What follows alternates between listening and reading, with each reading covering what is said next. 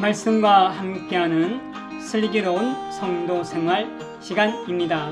여러분 안녕하세요. 유서원 목사입니다.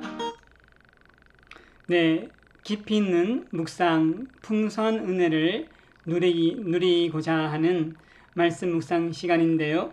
오늘의 주제는 왜라고 쓰고 무엇을 이라고 읽기입니다. 네, 어떤 내용이냐 하면 우리가 고통이나 어려움 그런 시간이 찾아올 때 많은 사람들은 왜 나에게 이런 일이 일어났지?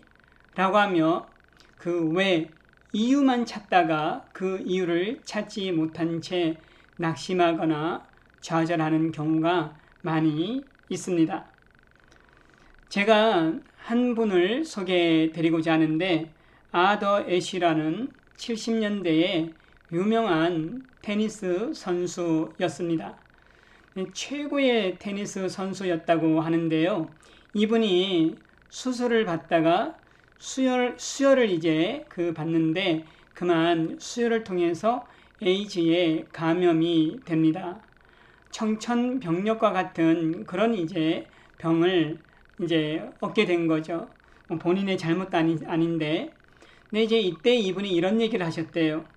내가 나의 병에 대하여 왜 나입니까? 라고 하나님께 질문을 한다면, 그렇게 한다면 내가 받은 축복에 대해서도 왜 나입니까? 라고 질문을 해야 합니다. 이렇게 대답을 하셨대요. 그러니까 고통이나 어려움을 왜 나한테 주셨죠? 그게 아니라 만약 그렇게 해야 된다면 자기가 윈블던 테니스에서 우승했을 때, 전미 오픈 테니스에서 우승했을 때, 하여튼 각종 데서 우승할 때마다 하나는 왜 나한테 우승을 허락하시는 거죠? 이렇게 따져야 된다는 거죠. 이분은 자신이 당하고 있는 고난이나 어려움 그 시간 속에 왜라고 그 이유에 대해서 이유를 찾느라고 시간을 허비하는 것이 아니라 이 시간을 통해서 내가 무엇을 해야 할까에 초점을 맞추었던 분이었습니다. 그래서 저는 고난이나 고통, 어려움의 시간에 why, 왜, 물론 이유를 물어보지 않을 수는 없지만 그 이유에 매몰되는 것보다는 what, 무엇을 우리가 이 시간을 통해 내가 무엇을 해야 할까, 하나님의 뜻이 어디에 있을까, 이런 것들에 초점을 맞춰야 되지 않을까 싶습니다. 그것을 보여준 고백이 욥의 고백이에요. 내가 주께 대하여 귀로 듣기만 하였사오나 이제는 눈으로 주를 배움나이다.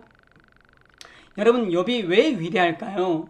욥이 고난을 단지 이겨냈기 때문에, 또는 갑절의 복을 받았기 때문에, 하나님 잘 섬겼기 때문에, 물론 그런 모든 것들이 이유가 될 수 있지만 저는 이렇게 생각합니다.